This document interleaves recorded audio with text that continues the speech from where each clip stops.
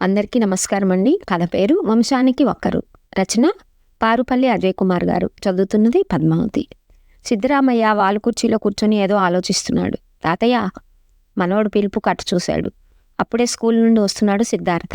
రోజు స్కూల్ నుండి వస్తూనే స్కూల్లో ఆ రోజు జరిగిన విశేషాలు తాతయ్యకి చెప్పటం, స్కూల్లో వచ్చిన డౌట్లు అడగటం సిద్ధార్థకు అలవాటైంది. తాతయ్య, పరోపకారార్థం ఇదం శరీరం అంటే ఏమిటి? మా తెలుగు టీచరు దీని మీద 10 వాక్యాలు రాసుకొని రమ్మంది. నువ్వు చెప్తే రాత్రికి రాసుకుంటాను అడిగాడు. సిద్ధరామయ్య 2 క్షణాలు ఆలోచించి చెప్పసాగాడు. ఇది మంచి నీతివాక్యంరా. నరసింహ సుభాషితంలో ఉంది. వివిధ ప్రాచీన గ్రంథముల నుండి సంగ్రహించి సంకలనం చేసినవి ఈ సుభాషితాలు. వీటిని ఓరుగంటి వేచుకట లక్ష్మీ నరసింహమూర్తి గారు సంకలనం చేశారు. పరోపకారాయ ఫలంతి వృక్షాః, పరోపకారాయ వహంతి సద్యః, పరోపకారాయ దుహంతి గావః, పరోపకారార్థమిదం శరీరం. ఇది మొత్తం శ్లోకం. దీని అర్థం ఏమిటంటే, పరోపకారానికై వృక్షాలు ఫలాలను ఇస్తాయి, పరోపకారార్థమై నదులు ప్రవహిస్తాయి, పరోపకారం కోసమే ఆవులు పాలను ఇస్తాయి, పరోపకారార్థమే ఈ మానవ శరీరం.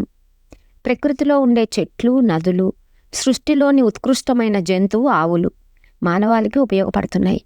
సృష్టిలోని ఎన్నో రకాలైన జీవజాతులలో మనుష్య జన్మ ఎంతో విశిష్టమైనది. అత్యంత ఉత్కృష్టమైన మానవ జన్మ కలిగి ఉండి ఇతరులకు మేలు చేయకపోవటం, ఉపయోగపడకుండా ఉండటం అనేది ప్రకృతి సహజత్వానికి విరుద్ధం. అందుచే పరోపకారార్థం ఇదం శరీరం అనే నానుడి స్థిరపడింది లోకంలో. విశిష్ట జన్మనెత్తిన ఈ మానవ శరీరం పరోపకారం కొరకు మాత్రమే ఉద్దేశింపబడినది అని అర్థం. తెలిసిందారా అని అడిగాడు పరంధామయ్య గారు. తెలిసింది. ఆ సంస్కృత శ్లోకం ఒక కాగితంపై రాసివ్వు, మిగతాది నేను రాసుకుంటాను అన్నాడు సిద్ధార్థ బ్యాగు తీసుకుని తన రూంలోకి వెళ్తూ. 2 అడుగులు వేసి మరలా ఆగి తాతయ్యని చూస్తూ, తాతయ్య, చాలా రోజుల నుండి అడుగుదామని మర్చిపోతున్నాను. నీ పేరు సిద్ధరామయ్య, నాన్న పేరు సిద్ధేంద్ర కుమార్, నా పేరు సిద్ధార్థ. కొద్ది తేడాతో అన్నీ ఒకేలా ఉన్నాయి, ఎందుకని అని అడిగాడు. సిద్ధరామయ్య మనవడిని నవ్వుతూ చూశాడు. దానికి ఒక పెద్ద కథ ఉందిరా. నువ్వు హోంవర్క్ చేసి అన్నం తిన్నాక పడుకునేటప్పుడు చూతా అన్నాడు. సరే అని వెళ్ళిపోయాడు సిద్ధార్థ. కోడలు తెచ్చిన కాఫీ తాగుతూ తన ముత్తాతగారి గురించి తన తండ్రి చెప్పిన విషయాలు మదిలో మెదిలాయి. చాలా చాలా సంవత్సరాల క్రితం జరిగిన సంగతులు అవి. వర్తకానికి అని వచ్చిన ఆంగ్లేయులు భారతదేశాన్ని ఆక్రమించి పరిపాలన చేస్తున్న రోజులవి. సిద్ధేంద్ర భూపతి జమీందారీ కుటుంబంలో పుట్టిన చిన్నతనం నుండి సాటి మానవులను ప్రేమతో చూసేవాడు. జాలి, దయ, మానవత్వం అతని కన్నుల్లో ప్రతిఫలించేవి. ఏనాడు తాను డబ్బున్నవాడిని అనే అహం ప్రదర్శించేవాడు కాదు. సాటి మానవులను ప్రేమతో చూసేవాడు. జాలి, దయ, మానవత్వం అతని కన్నుల్లో ప్రతిఫలించేవి. ఏనాడు తాను డబ్బున్నవాడిని అనే అహం ప్రదర్శించేవాడు కాదు. యుక్త వయసు వచ్చాక ఆధ్యాత్మికత వైపు దృష్టి సారించాడు. కొంతకాలం హిమాలయాలకు వెళ్ళి వస్తానని తల్లిదండ్రులతో చెప్పి వెళ్ళిపోయాడు. ఆధ్యాత్మిక ప్రపంచం యావత్తూ పవిత్రంగా భావించే ప్రాంతం హిమాలయాలు. హిందువులకు ఆధ్యాత్మికంగా అత్యున్నత స్థానం అది. కైలాస్, మానస సరోవర్, కేదార్నాథ్, హరిద్వార్, ఋషికేశ్, బద్రీనాథ్ ఒకటా రెండా? వందల సంఖ్యలో ఆధ్యాత్మిక పవిత్ర ప్రదేశాలు అక్కడ ఉన్నాయి. వీటన్నింట్లో సాధువులు నివసిస్తున్నారు. సాధారణంగా కనిపించే సాధువులు అందరితోనూ మమేకమవుతారు. మంచి చెడులు చెప్తారు, ఆశీర్వదిస్తారు. కానీ వీరికి భిన్నంగా హిమాలయ పర్వత శ్రేణుల్లో కొందరు సాధుపురుషులు ఉండేవారు. హిమాలయాల్లో సాధువులు నిజంగా సిద్ధపురుషులనే చెప్పుకోవాలి. కైలాస పర్వత సానువుల సమీపంలో మానస సరోవరం తీరాన ఆహారం తీసుకోకుండా కేవలం గాలిని శ్వాసిస్తూ కఠోర సాధన చేసే ఎంతోమంది యోగీశ్వరులు, సిద్ధపురుషులు ఉన్నారు. మనిషి తలుచుకుంటే సాధించలేనిది ఏమీ లేదని నిరూపించిన వాళ్ళు వీరు. వారు కోరుకున్నప్పుడు మృత్యువు దరిచేరే సామర్థ్యాన్ని సాధించారు. అందుకే ఎన్నేళ్లైనా వారి శరీరం క్షీణించదు, రోగాలు దగ్గరికి రావు. హిమాలయాల్లో సాధువుల దీర్ఘాయుష్కు వారు పాటించే కఠోర నియమాలే కాదు, చెక్కు చెదరని ఆత్మవిశ్వాసం కారణం. సృష్టికర్తపై అమితమైన విశ్వాసం కలిగి ఉంటారు. ఈ లోకాన్ని సృష్టించింది, నడిపిస్తున్నది, నాశనం చేస్తున్నది ఈశ్వరుడేనని బలంగా నమ్ముతారు. శివుడాజ్ఞ లేకుండా చీమైనా కుట్టదని వారి నమ్మకం. దేవుడు తప్ప మిగతా లోకమంతా మిథ్య అనే వారు భావిస్తారు. తాము భగవంతుడితో సన్నిహితంగా ఉన్నట్లుగా అనుభూతి చెందుతారు. వీరు ఎవరినీ పట్టించుకోరు, తమను పట్టించుకోరు. శరీరంపై మమకారం పెంచుకోరు.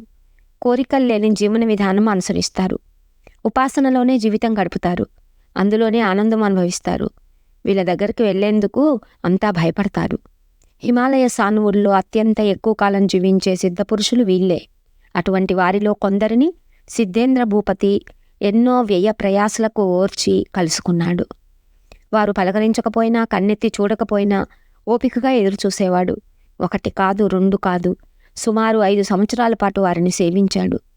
వారు ప్రసన్నులై తమ కరుణా కటాక్షాలను సిద్ధేంద్ర భూపతి మీద చూపి ఆశీర్వదించారు.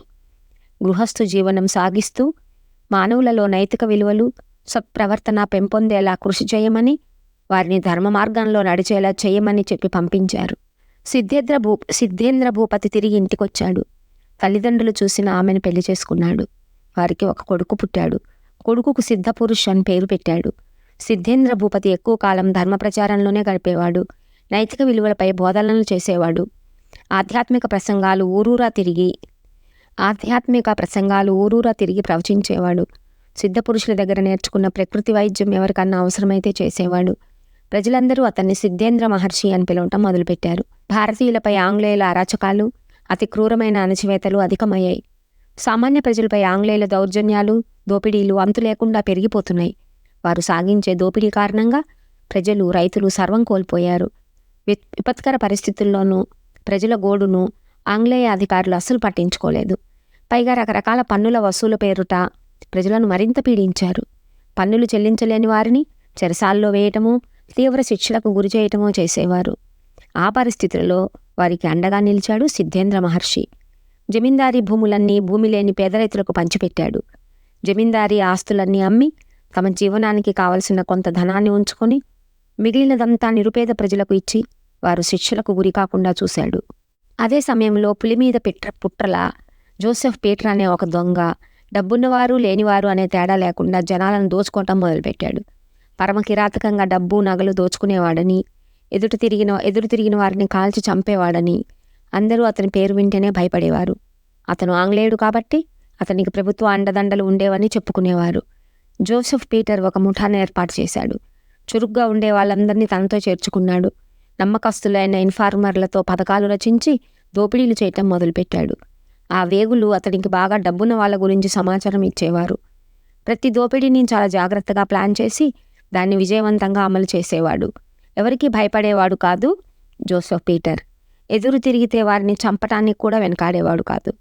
అతడు తన శత్రువులను హత్య చేసినప్పుడు వారి చేతి వేళ్లను కూడా కోసేవాడని చెప్తారు. ఈ కథలన్నీ సిద్ధేంద్ర మహర్షి కూడా విన్నాడు. అతన్ని కలుసుకొని అతని దారి మరల్చి సన్మార్గంలోకి తీసుకురావాలని అనుకున్నాడు. కానీ అతని జాడ కానరాక మిన్నకుండిపోయాడు. తలవని తలంపుగా ఆ కిరాతక దొంగ జోసెఫ్ పీటర్ ఒకరోజు సిద్ధేంద్ర మహర్షి ఇంటికి దోపిడీకి వచ్చాడు. అతని బంగళా చూసి అతను ఒక పెద్ద జమీందారాన్ని భావించి డబ్బు, నగలు పుష్కలంగా దోచుకోవచ్చని అనుకున్నాడు. ఇంట్లో సిద్ధేంద్ర మహర్షి ఒక్కడే ఉన్నాడు. ఆ సమయంలో అందరిలాగా అతను తనను చూసి బెదరకపోవటం ఆశ్చర్యపరిచింది. ఇల్లు మొత్తం వెతికినా డబ్బులు, నగలు దొరకలేదు జోసెఫ్ పీటర్కు. డబ్బు, నగలు ఎక్కడ దాచావో చెప్పమని సిద్ధేంద్ర మహర్షిని అడిగాడు. సిద్ధేంద్ర మహర్షికి ఆంగ్ల భాష బాగా వచ్చు. సంభాషణ అంతా ఆంగ్లంలోనే జరిగింది. నా దగ్గర కానీ మా ఇంట్లో కానీ ఏ నగలు, డబ్బు లేదు నాయనా, ప్రశాంతంగా అన్నాడు సిద్ధేంద్ర మహర్షి. అబద్ధం. నువ్వు పెద్ద జమీందారు అని నాకు తెలుసు. అన్నీ ఎక్కడో దాచి ఉంటావు. నిజం చెప్పు, ఎక్కడున్నాయి? ప్రాణాల మీద ఆశ ఉంటే నిజం చెప్పు అని హుంకరించాడు జోసెఫ్.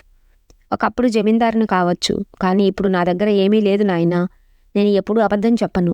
నా సంపదనంతా నేను నిరుపేదలకు, రైతులకు పంచిపెట్టాను. నువ్వు నన్ను చంపినా నేను చెప్పే నిజం ఇదే, చిరునవ్వుతో పలికాడు. జోసెఫ్ అతని వంక పిచ్చివాడిని చూసినట్టు చూశాడు. మెరిసే తెల్లటి పొడుగాటి గడ్డం, ప్రశాంతంగా చూస్తున్న కళ్ళు, నుదుటి మీద విభూతి రేఖలతో భారతీయత ఉట్టిపడేలా ఉన్నాడు. అతని కళ్ళలోకి సూటిగా చూడలేకపోతున్నాడు. అతన్ని చూస్తుంటే ఏదో మైకం కమ్ముతున్నట్లు అనిపిస్తోంది.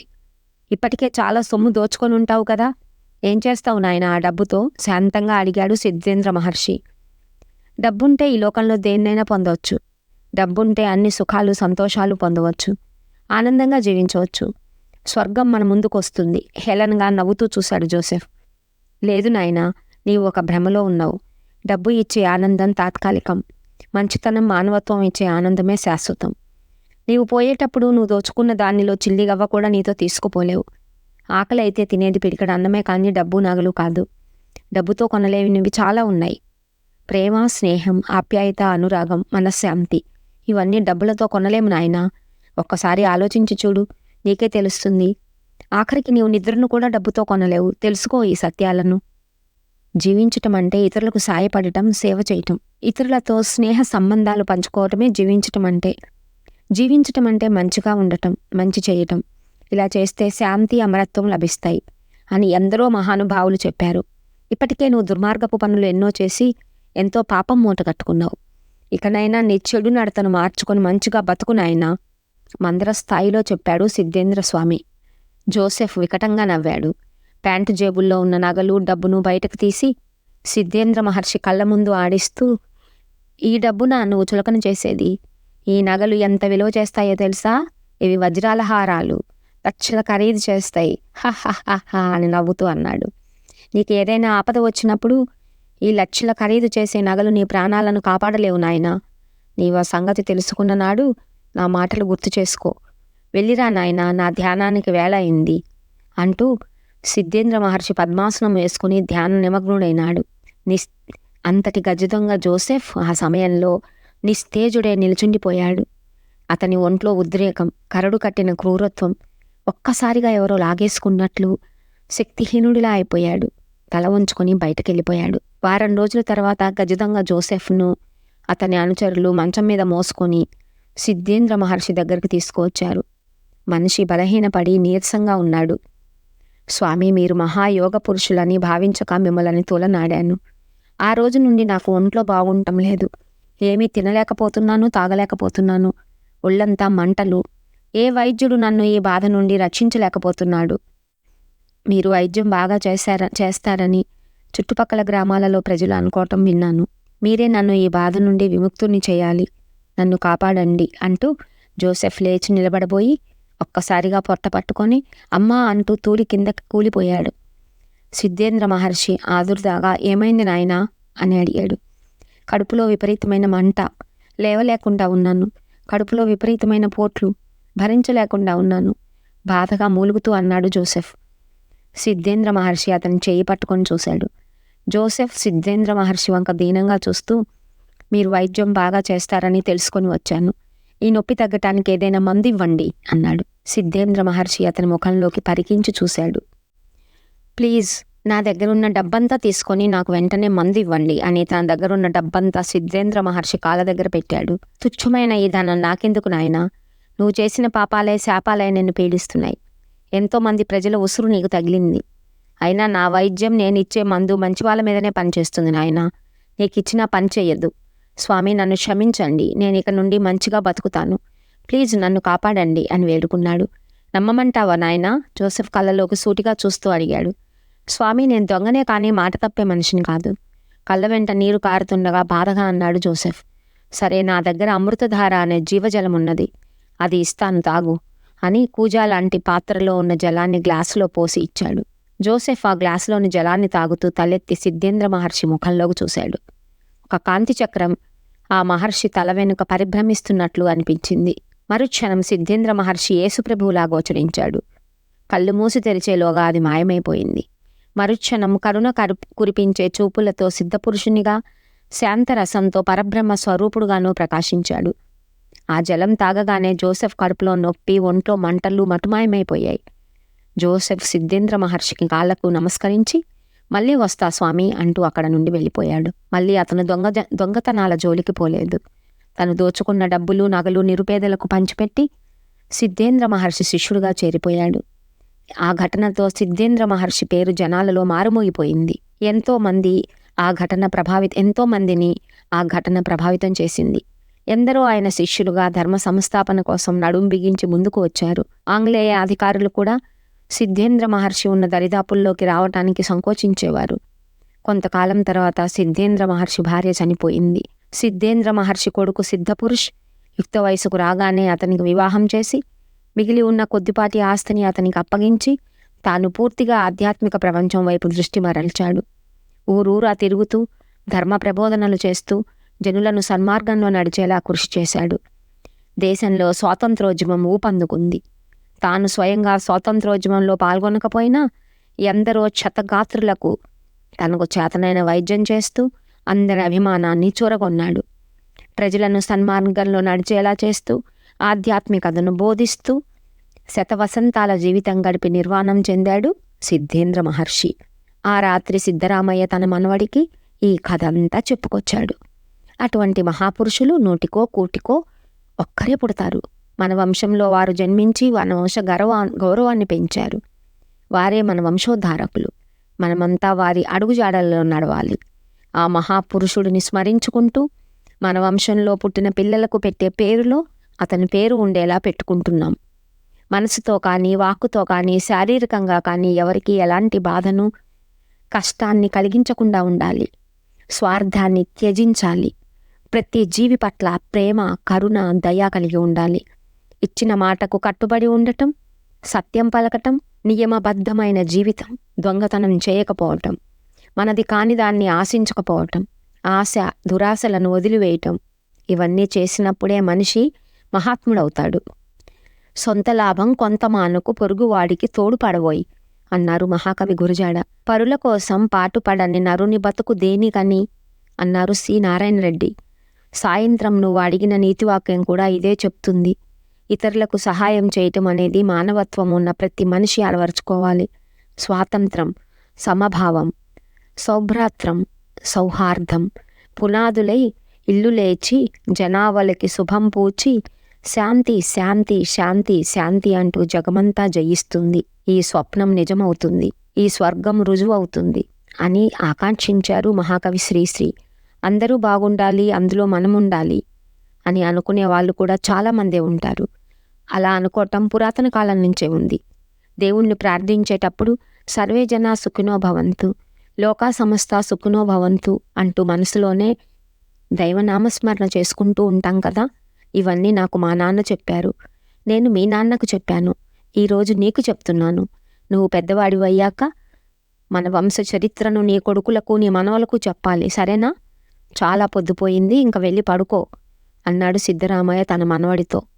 సిద్ధార్థ్ తాతయ్యకి గుడ్ నైట్ చెప్పి తన గదిలోకి వెళ్ళాడు. కథ సమాప్తం.